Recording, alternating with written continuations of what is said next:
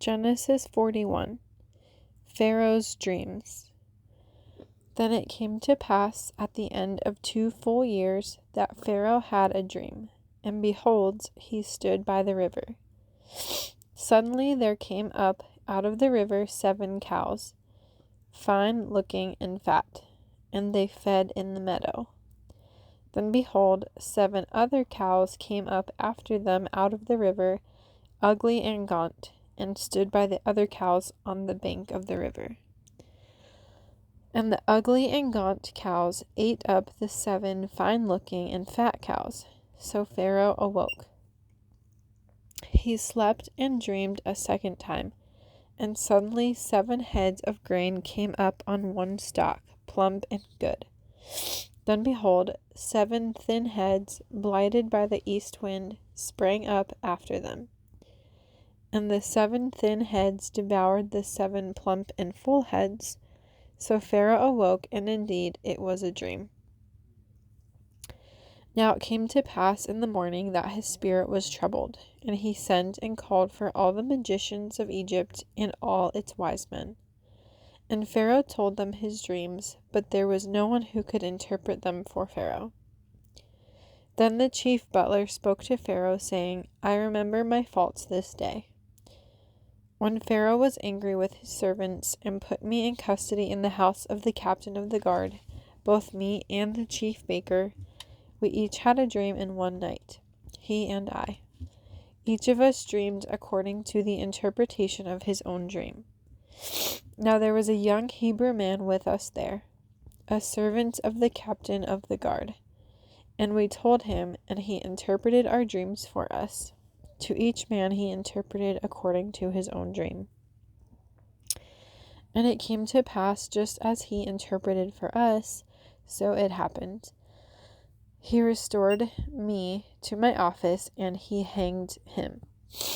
Then Pharaoh sent and called Joseph, and they brought him quickly out of the dungeon.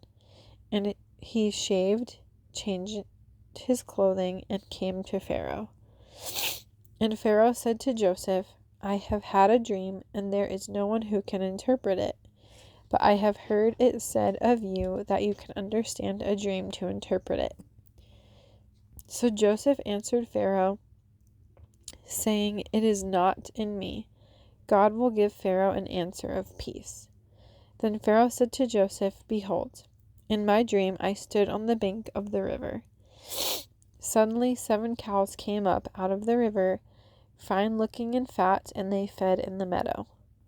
Then behold, 7 other cows came up after them, poor and very ugly and gaunt, such ugliness as I have never seen in all the land of Egypt. And the gaunt and ugly cows ate up the first 7, the fat cows. When they had eaten them up, no one would have known that they had eaten them, for they were just as ugly as at the beginning. So I awoke. Also I saw in my dream, and suddenly 7 heads came up on one stalk, full and good. Then behold, 7 heads, withered, thin, and blighted by the east wind, sprang up after them. And the thin heads devoured the 7 good heads. So I told this to the magicians, but there was no one who could explain it to me. Then Joseph said to Pharaoh, The dreams of Pharaoh are one. God has shown Pharaoh what he is about to do. The 7 good cows are 7 years, and the 7 good heads are 7 years. The dreams are one. And the 7 thin and ugly cows which came up after them are 7 years. And the 7 empty heads, blighted by the east wind, are 7 years of famine.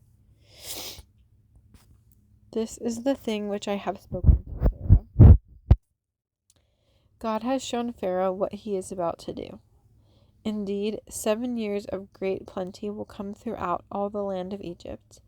But after them 7 years of famine will arise, and all the plenty will be forgotten in the land of Egypt, and the famine will deplete the land. So the plenty will not be known in the land because of the famine following, for it will be very severe. And the dream was repeated to Pharaoh twice, because the thing is established by God, and God will shortly bring it to pass.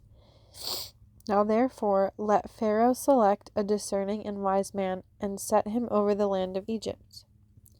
Let Pharaoh do this, and let him appoint officers over the land to collect 1/5 of the produce of the land of Egypt in the 7 plentiful years. And let them gather all the food of those good years that are coming, and store up grain under the authority of Pharaoh, and let them keep food in the cities. Then that food shall be as a reserve for the land for the 7 years of famine which shall be in the land of Egypt, that the land may not perish during the famine. Joseph's rise to power. So the advice was good in the eyes of Pharaoh and in the eyes of all his servants. And Pharaoh said to his servants, Can we find such a one as this, a man in whom is the Spirit of God? Then Pharaoh said to Joseph, Inasmuch as God has shown you all this, there is no one as discerning and wise as you. You shall be over my house, and all my people shall be ruled according to your word. Only in regard to the throne will I be greater than you.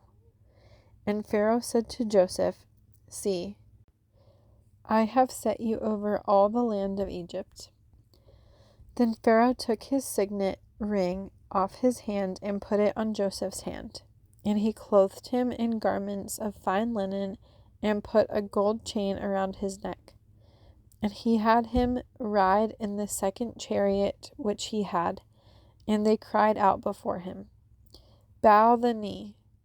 So he set him over all the land of Egypt.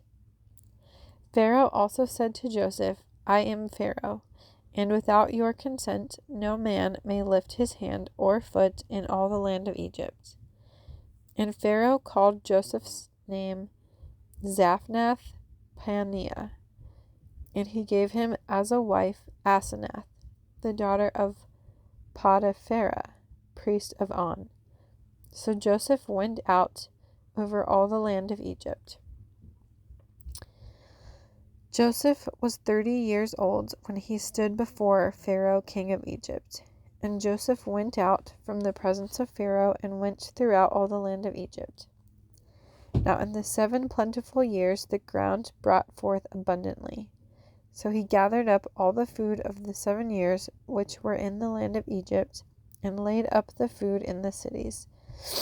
He laid up in every city the food of the fields which surrounded them. Joseph gathered very much grain as the sand of the sea until he stopped counting, for it was immeasurable. And to Joseph were born 2 sons before the years of famine came, whom Asenath, the daughter of Potiphera, priest of On, bore to him. Joseph called the name of the firstborn Manasseh, for God has made me forget all my toil in all my father's house. And the name of the second he called Ephraim, for God has caused me to be fruitful in the land of my affliction. Then the 7 years of plenty which were in the land of Egypt ended, and the 7 years of famine began to come, as Joseph had said.